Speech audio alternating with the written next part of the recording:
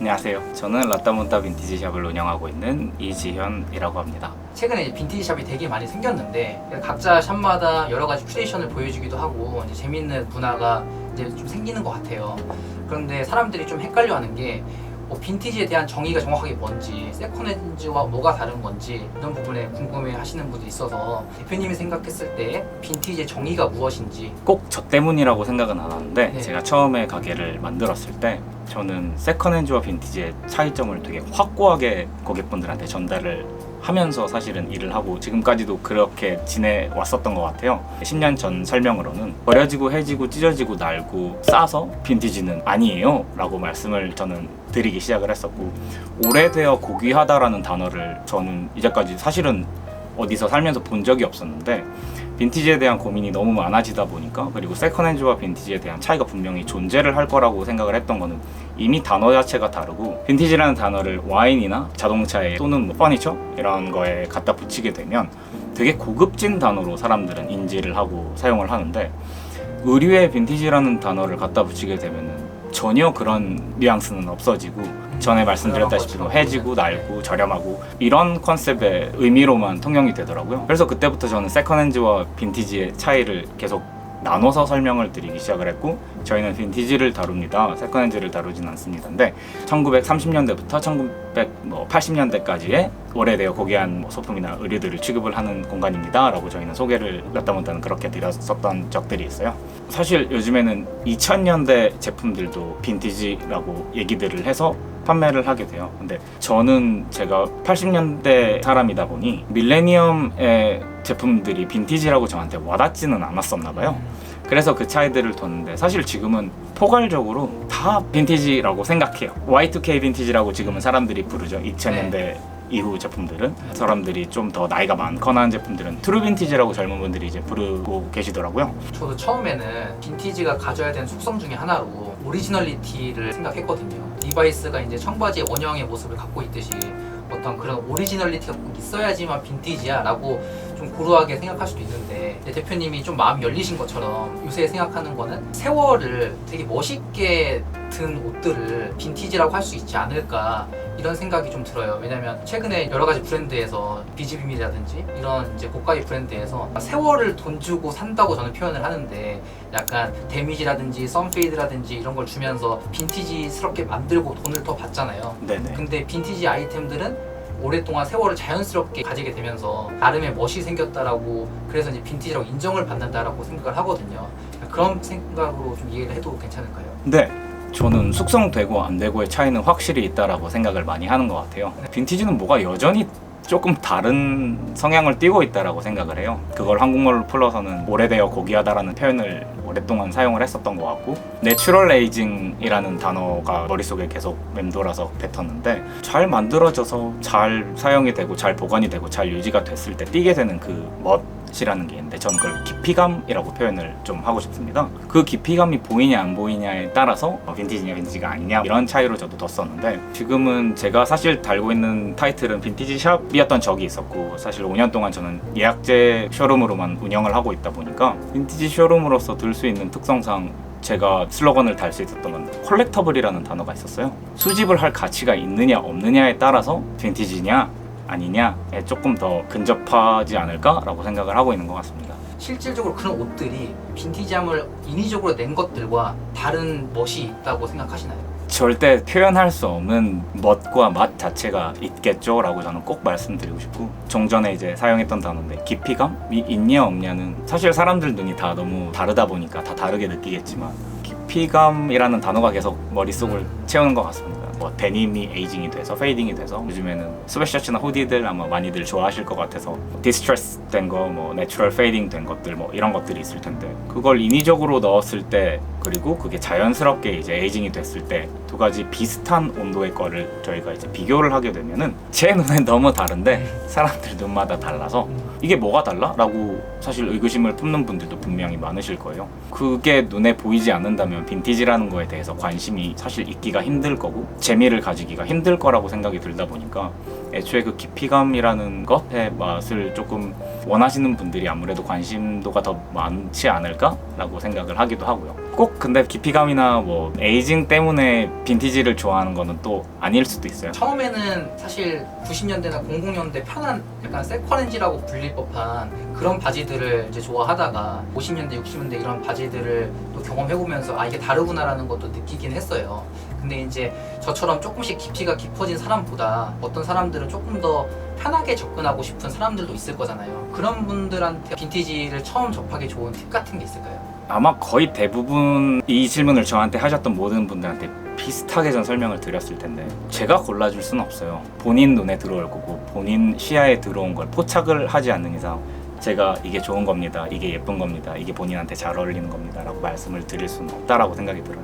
빈티지를 처음 접할 때 저는 꼭 말씀드릴 수 있는 단어는 그 순간이라고 생각을 하거든요. 그 순간 그게 본인 눈에 들어왔으면 이유가 있을 텐데 그 이유를 찾아보는 사람들이 있을 거고 알고 싶어서 뭔가 더 궁금해하고 찾아볼 사람도 있을 거고 마음에는 드는데 딱히 모르겠으니 하고 접어버리시는 분들이 계실 거예요. 이게 왜 내가 이게 좋은 거지? 라는 궁금증을 가지시는 분들이 아무래도 빈티지에 조금 더 뭔가 깊숙이 들어가시는 어떤 경로가 생기지 않을까 싶고 꼭 금액을 떠나서 본인 마음이 움직이는 거 그게 그 순간이 포착이 됐을 때 그거를 허용할 수 있느냐 없느냐에 대한 차이가 저는 좀 있다라고 생각을 하다 보니 본인이 좋아하는 걸 찾으세요. 본인의 인스팅크를 쫓으세요. 본인이 생각하는 그 순간에 그게 마음에 든다면 그게 이유가 있을 거고 그게 맞는 걸 겁니다. 그거를 시도해보세요 라고 말씀은 드릴 수 있을 것 같아요. 가격을 떠나서 본인 눈에 들어온 그 제품을 본 그 순간을 얼만큼 진심으로 생각을 하고 느끼느냐에 따라서 달라질 테다 보니 좋아하는 거는 좋아한다라고 얘기를 할 수 있었으면 좋겠고 뭔가 마음에 들지 않으면 마음에 들지 않는다라고 얘기를 할 수 있는 게 확고하다면 조금 더 접근이 쉽지 않을까요? 라고 생각이 드는 것 같아요. 가격 얘기를 해주셨는데 네네. 저 같은 경우에 이제 뭐 가격도 가격이지만 가치 있는 소비에 대해서 이제 얘기를 좀 하면 빈티지를 저렴하다고 인식하시는 분들도 그런 분들은 보통 세컨핸즈라든지 조금 뭐 이제 많이 유통되고 있는 제품들이 좀 저렴한 가격으로 유통이 되니까 그런 제품들을 좀 기분 좋게 사는 경우들도 많은 것 같거든요. 저도 마찬가지고 되게 뭐 빈티지 티셔츠도 100만 원이 넘어가는 것들도 있지만 어떤 것들은 뭐 굉장히 저렴하게 2만 원, 3만 원짜리도 있잖아요. 근데 그게 저한테 가격을 떠나서 가치가 있다고 하면 나 가치 있는 빈티지를 샀어. 가격과 떠나서 이렇게 말할 수 있다고 생각하거든요. 네. 그거에 대해서도 동의를 하시나요? 네, 저는 그렇게 충분히 생각할 수 있고 그게 잘못된 생각이라고 절대 생각하지 않아요. 다만 매니악인 사람과 그렇지 않고 이제 갓 이런 것들이 뭔가 흥미가 가져진 사람과의 차이는 존재를 할 텐데 아무래도 지식적인 차이가 제일 클 거라고 생각이 드는 것 같아요. 그러다 보니 나 혼자서 이게 가치가 있는 거야 라고 생각을 하는 건 전혀 문제가 없는데 사실은 그거를 세상에 꺼내놨을 때 그게 정말로 가치가 있느냐 없느냐에 대한 차이는 전문가들이 이제 판단을 하게 될 거라고 생각이 들다 보니 시작점은 좋지만 깊어졌을 때는 조금 더 복잡한 구조의 이야기들이 있을 겁니다 라고 말씀드릴 수 있을 것 같습니다. 그 라따몬타가 굉장히 네. 오랫동안 빈티지 샵으로서 국내에서 많은 분들도 좋아하시고 한 것 같은데 이렇게 빈티지 샵을 운영하게 되신 어떤 계기 같은 게 있으실까요? 원래 빈티지를 그렇게 어렸을 때 선호하는 사람은 아니었던 것 같아요. 네. 영국에서 유학을 할 기회가 있어서 네. 어렸을 때부터 제일 친했던 친구가 일본 사람이 있었는데 이 친구가 세컨핸즈랑 빈티지랑 좋아했었어서 종종 따라다니면서 보긴 했었는데 그때까지만 해도 선호하는 사람은 전혀 아니었는데 한국 오고 나서 일을 시작을 하고 나서부터 더 뭔가 깊어지고 싶다고 해야 될까? 더 좋아하는 부분들이 더 많이 생겨서 그럼 지금까지 뭐 이제 빈티지 샵을 운영하기 전에는 어떤 일을 이제 해오셨는지. 회사 다녔어요. 저도 일반 회사 다니고 저는 취미가 춤추는 게 브레이킹이 제일 오랫동안 했던 것 중에 하나여가지고 춤추고 일반 회사 다니면서 저는 지냈고 한국 왔을 때는 영어 선생님도 조금 하다가 서울 오고 나서부터는 빈티지 관련돼서 일을 시작을 했었던 것 같습니다. 저같이 약간 입문하는 사람도 있고 저보다 덜 접해본 사람도 있을 거고 이제 라따몬타라는 컬렉터블한 빈티지를 많이 취급하는 샵에 왔을 때 구경하다 보면은 자기 눈높이에 맞는 제품들을 볼 거잖아요. 그랬을 때 대표님이 어떻게 가이드 해주시거나 이런 제품을 뭐 추천해 주시거나 이런 방식들이 있을까요? 무언가 추천을 해달라고 요청을 하면은 네. 저도 당연히 이것저것 보여드릴 수는 있어요. 근데 상대방을 처음 만나게 되면 상대방도 저에 대한 인포메이션이 많이 없겠지만 저도 상대방에 대한 인포메이션들이 잘 없다 보니 이분이 뭘 좋아하실지에 대해서 사실 생각을 뚜렷하게 할 수는 있지는 않아요. 다만 저한테 찾아오시는 분들은 대화를 우선 중점적으로 시작들을 좀 많이 하세요. 그렇게 뭐 한 30분, 1시간 정도 대화를 나누다 보면 아, 이분은 이런 성향의 이런 색깔의 사람이었구나 라고 생각이 들다 보니 그런 것들이 조금 파악이 됐을 때는 저도 당연히 드릴 수 있는 서제션들은 있을 거라고 생각은 합니다. 네. 저번에 제가 이 샵에 왔을 때 네. 저도 처음에는 뭐 수베니어 자켓이라든지 이런 걸 봤을 때는 좀 제가 아직 접근하기에는 어렵더라고요. 아직은 제가 그런 거에 대해서 엄청나게 잘 모르다 보니까 그랬는데 대표님이 저랑 얘기를 하시다가 추천해 주셨던 여러 제품들이 있었잖아요. 이 LL빈의 백팩이라든지 네네. 그리고 하늘빛이 도는 자켓이 있는데 육군 자켓이었던 것 같거든요. N4라는 이름의 미 해군 맞아요, 맞아요, 유틸리티 맞아요. 재킷입니다. 네. 제가 약간 푸른빛을 좋아하는 거를 대표님이 딱 캐치하시고 그거를 소개해 주셨잖아요. 네네. 근데 저는 그때 어떤 생각이 들었냐면 처음에는 아 나랑 색깔이 좀 안 맞는 것 같다 샵이 약간 이런 생각을 했었는데 그 옷을 보고 또 LL빈의 티파니 그린 색깔이라고 말씀하셨는데 아, 네. 그거를 딱 보고 아, 이건 나랑 교집합이 있구나 라는 생각이 들어서 되게 기뻤던 것 같거든요. 그런 부분에서 교집합을 찾을 때 재밌는데 대표님도 어떤 고객들하고 그런 순간을 많이 느끼시는지 또 느낄 때 어떤 기분을 느끼시는지.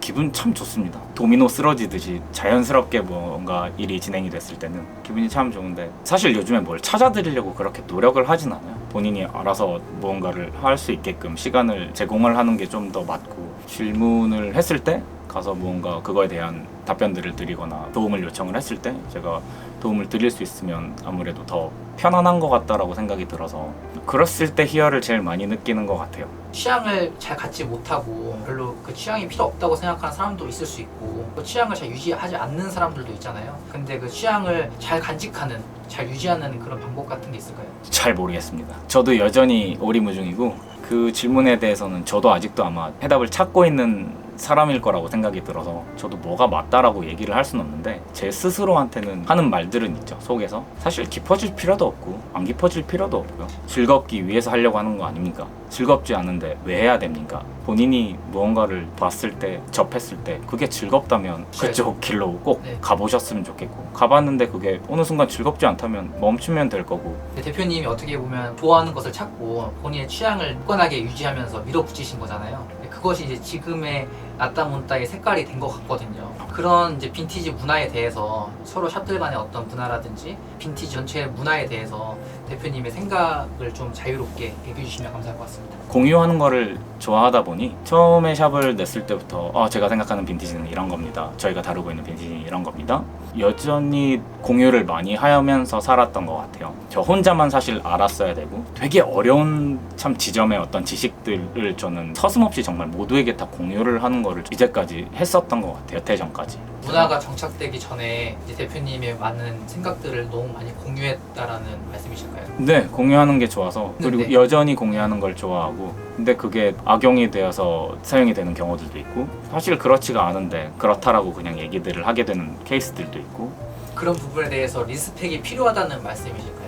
네, 모방은 다 해야죠. 그거를 더 승화시켜서 진짜 자기만의 것으로 만들게 되는 사람들이 있고 그냥 따라하는구나 라는 수준에서 머물게 되는 사람들이 있다고 생각을 하는 것 같아요. 모방하는 건 당연히 잘못된 게 아니고 너무너무 자연스러운 일인데 모방하고 저희가 그거에 대해서 조금 더 존중할 수 있는 마음이 있다면 좀 더 따뜻한 사회가 될 거라고 여전히 생각하는 것 같습니다. 대표님 생각했을 때는 모방은 당연히 필요하다. 근데 이제 모방을 통해서 그 자기만의 색깔을 찾는 거면 괜찮다. 그냥 뭐 단순히 모방은 조금 이제 지양했으면 좋겠다.